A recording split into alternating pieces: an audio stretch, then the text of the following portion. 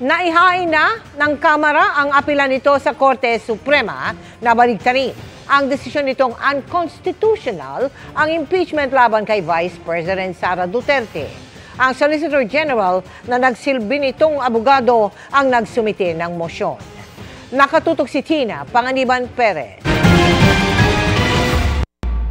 Sa motion for reconsideration na inihain ng Kamara sa Korte Suprema kaninang hapon, hinihiling nitong baligtarin ng kataas-taasang hukuman ang desisyong labag sa konstitusyon, ang Articles of Impeachment laban kay Vice President Sara Duterte. Pinababasura rin ang mga petisyon kontra impeachment.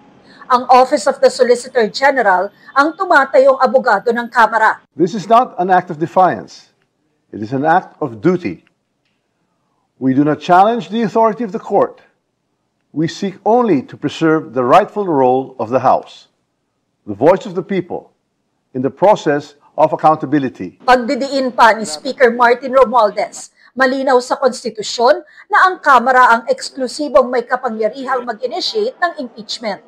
Nanindigan ng Kamara na sinunod lang nito ang konstitusyon at ang mga nagdaang desisyon ng Korte Suprema sa pag-impeach kay Vice President Sara Duterte. Nakasaad sa mosyon na iisang impeachment lang ang initiated laban sa bise at hindi apat. On February 5, 2025, the House transmitted the fourth impeachment complaint, filed and signed by 215 members to the Senate. Only after this transmittal did we archive the earlier three complaints. The sequence matters. It proves there was only one valid initiation, not four.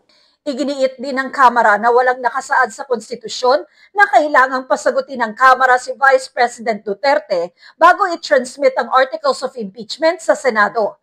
Sa impeachment trial, anya, dapat sagutin ng bise ang mga alegasyon tulad sa mga nakaraang impeachment. In all past impeachments, the trial and the right to be heard take place in the Senate. To invent new rules now and apply them retroactively is not just unfair, it is constitutionally suspect.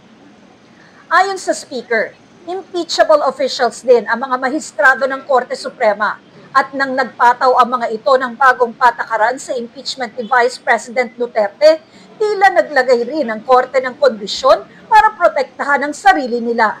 It puts itself in the dangerous position of writing conditions that may shield itself from future accountability. That is not how checks and balances work.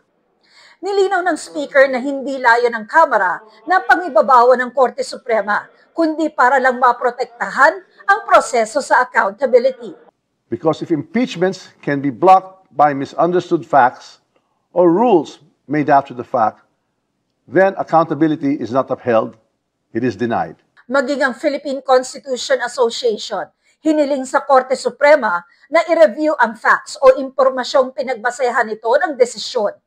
Ayon sa grupo, sinubukan ng Korte Suprema na alamin ang facts sa kaso, gayong ang trabaho nito ay i-interpret ang batas.